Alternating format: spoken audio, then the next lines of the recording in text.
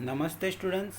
आज का हमारा जो टॉपिक है वो है जल विद्युत संयंत्र। आज इसके बारे में हम लोग डिटेल में पढ़ेंगे।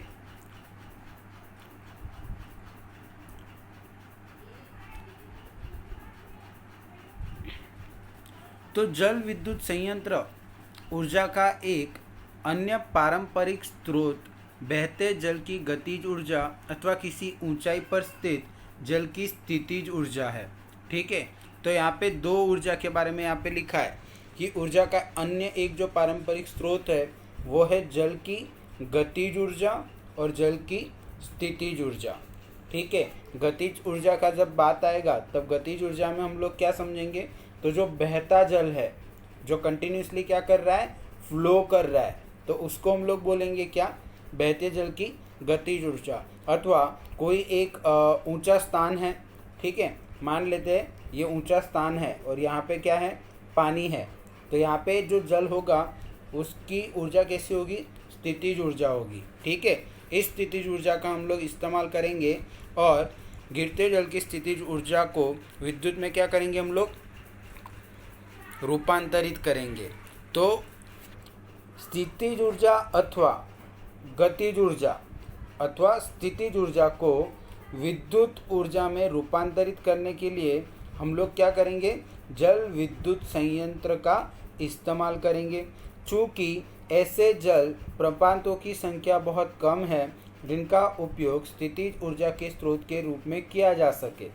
ठीक है, ऐसे जल प्रपातों यानी स्थितिज ऊर्जा से हम लोग बहुत कम मात्रा, बहुत ही कम ऐसी जगह है जहाँ पे स्थितिज ऊर्जा से हम लोग क्या कर सकते हैं, विद्युत ऊर्जा में उसको कन्वर्ट कर सकते हैं। अंततः जल विद्युत संयंत्रों के बांधों से संबंध किया गया है। पिछली शताब्दी में सारे विश्व में बहुत बड़ी संख्या में बांध बनाए गए, जो हम लोग चित्र 14.1 में देखेंगे। भारत में हमारी ऊर्जा की मांग के चौथाई भाग की पूर्ति जल विद्युत संयंत्र द्वारा होती है। ये बहुत इंटरेस्टिंग फैक्ट है कि हमारे भारत की जो ऊर्जा की मांग है वो चौथाई भाग जो है वो किससे प्राप्त होता है हमको, ऊर्जा जल विद्युत संयंत्र के द्वारा। तो ये बहुत इंटरेस्टिंग चीज़ है कि जल विद्युत संयंत्र के द्वारा हमारे भारत की ऊर्जा की मांग की चौथाई भाग की पूर्ति जो है वो होती है। तो ये पॉइंट याद रखना। ठीक है, इसके बाद वाला जो पैराग्राफ है उसमें आपको क्या समझना है, उसमें आपको समझना है कि जल विद्युत उत्पन्न करने के लिए नदियों के बहाव को रोककर हम लोग क्या करते हैं, बड़े जलाशयों यानी कृत्रिम झीलों में जल एकत्रित करने के लिए ऊंचे ऊंचे बांध बनाए जाते हैं।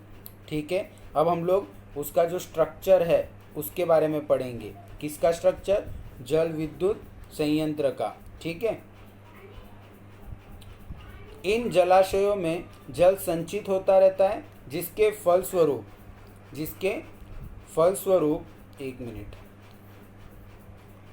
फलस्वरूप इसमें भरे जल का तल ऊंचा हो जाता है और बांध के ऊपरी भाग से पाइपों द्वारा जल बांध के आधार पर स्थापित टरबाइन के ब्लेडरों पर मुक्त रूप से गिरता है। फलस्वरूप टरबाइन के ब्लेड घूर्णन करते हैं और जनित्र द्वारा विद्युत उत्पन्न करते हैं। ठीक है, अब बेसिकली होता क्या है, हम लोग क्या करते हैं, जो नदियाँ होती है उस नदियों में इस तरीके का क्या करते हैं, बांध बना देते हैं ऊंचा। ठीक है, और ऊंचा बांध बनाने के बाद हम क्या करते हैं, जल कपाट लगा देते हैं।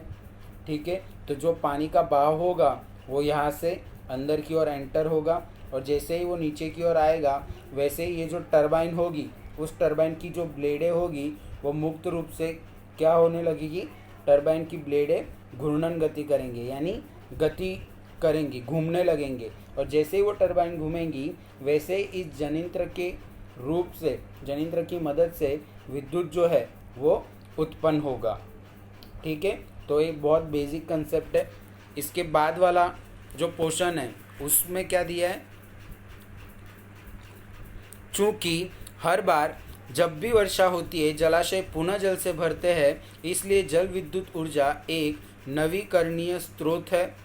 अब ये भी बहुत इम्पोर्टेंट है, आपको याद रखना है कि जो जल है उससे हम लोग जो विद्युत ऊर्जा प्राप्त करते हैं वो एक कैसा स्रोत है, नवीकरणीय ऊर्जा स्रोत। क्योंकि हम लोग को पता है प्रतिवर्ष वर्षा होगी जलाशय जो है वो फिर से भरते रहेंगे। उसी जलाशय को हम लोग जल विद्युत संयंत्र की मदद से विद्युत उत्पन्न करने के लिए इस्तेमाल में लेंगे, तो ये हमको कंटिन्यूस प्राप्त होगा, फ्यूचर में भी प्राप्त होगा। ठीक है, इसलिए एक कैसा ऊर्जा स्रोत है? नवीकरणीय ऊर्जा स्रोत। अंततः हमें जीवाश्मी ईंधन की भांति जो किसी न किसी दिन अवश्य समाप्त हो जाएंगे, जल विद्युत संयंत्र समाप्त होने की कोई चिंता नहीं होती। ऑब्वियसली हम लोग को कोई चिंता नहीं होगी कि भाई जो जल विद्युत स्रोत है वो कभी समाप्त हो गए, क्योंकि ऐसा पॉसिबल ही नहीं है। ठीक है, उसके बाद परंतु बड़े बड़े बांधों के निर्माण के साथ कुछ समस्याएं भी जुड़ी है। अब हम लोगों को यहाँ पे थोड़ी समस्या के बारे में पढ़ना है। ठीक है, तो वो कौन सी समस्या है जो हम लोग जल विद्युत संयंत्र में हम लोगों को सामना करना पड़ता है? तो सबसे पहला, बांधों का केवल कुछ सीमित क्षेत्रों में ही निर्माण किया जा सकता है। ऐसा नहीं कि कहीं पे भी मन हो गया तो कहीं पे भी बांध बना लिया जाए। क्यों? क्योंकि उस जगह जहाँ पे हम लोग बांध बनाना चाहते हैं उस जगह के आजू बाजू का एक बहुत बड़ा क्षेत्र हम क्या कर रहे हैं? कंट्रोल में ले रहे हैं। आई मीन सरकार, क्योंकि सरकार ही बांध का निर्माण कर रही है। ठीक है, कितने सारे गांव आए होते हैं, उन गांवों में कितने सारे फैमिलीज होती है, उन सबको समझाना पड़ता है, उन सबको दूसरी जगह पे ज़मीन देनी पड़ती है, खेती देनी पड़ती है। ठीक है, तो ये एक समस्या है और इनके लिए पर्वतीय क्षेत्र अच्छे माने जाते हैं। अब याद रखना, आपको ऐसा भी सवाल पूछ सकते हैं कि जल विद्युत संयंत्र का निर्माण करने के लिए कौन सा क्षेत्र सर्वश्रेष्ठ होता है? तो जल विद्युत संयंत्र का हमें अगर इस्तेमाल करना है तो उसके लिए सबसे अच्छा जो क्षेत्र है वो है पर्वतीय क्षेत्र।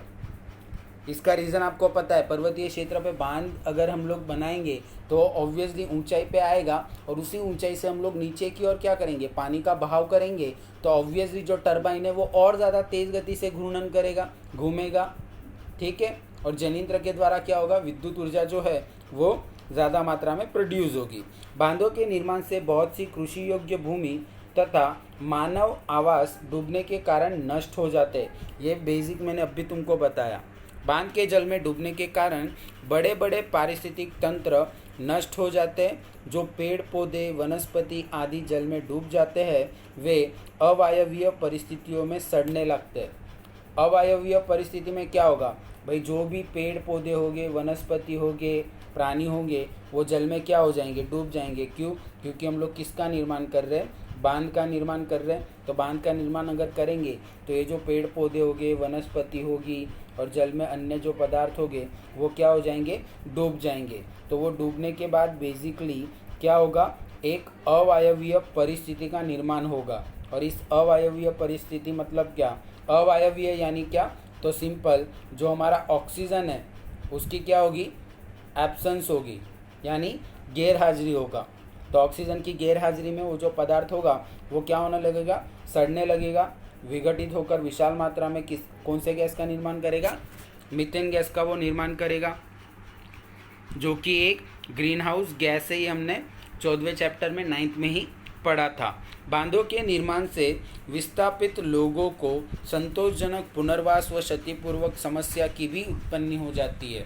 तो ये भी मैंने तुम लोगों को बताया कि अगर हम लोग कहीं पे बांध बना रहे हैं तो बेसिकली वो बांध बनाने के लिए हमें यानी सरकार को ज़मीन चाहिए। तो वो ज़मीन तो सरकार की है नहीं, वो लोगों की है। लोगों ने वहाँ पे वास बनाए, मतलब खुद के घर बनाए, बस्ती बनाई है, खुद की वहाँ पे खेती है, घर है। ठीक है, उनके मैदान है, तो वो तो हमको देने पड़ेंगे, सरकार को देने पड़ेंगे लोगों को। तो इससे समस्या उत्पन्न होगी कि सभी लोगों को एक तरीके से संतोषजनक यानी जैसा उनका पहले था वैसे ही उनको पुनर्वास करा के दे। ठीक है, गंगा नदी पर टिहरी बांध के निर्माण तथा नर्मदा नदी पर सरदार सरोवर बांध के निर्माण की परियोजनाओं का विरोध इसी प्रकार की समस्याओं के कारण भी हुआ था। और ऑब्वियसली अगर सूरत के मान लेते हैं भटार वाला जो इलाका है वहाँ पे हमारे सबके घर है, हमारे वहाँ पे 500 फैमिली है, और वहाँ पे अगर सरकार चाह रही है कि कोई बांध बनाए या रोड बनाए तो सरकार को हमें कहीं और जगह देनी पड़ेगी, घर बना के देने पड़ेंगे। खेती है तो हमें खेती देनी पड़ेगी। तो ये इसी वजह से जो गंगा नदी पर टिहरी बांध का निर्माण हुआ तथा नर्मदा नदी पर जो सरदार सरोवर का निर्माण हुआ इस परियोजना का विरोध लोगों ने इसी वजह से किया था, क्योंकि उनको संतोषजनक एक तरीके से सुविधाएं नहीं मिली थी सरकार की वजह से। तो आज के लिए इतना ही।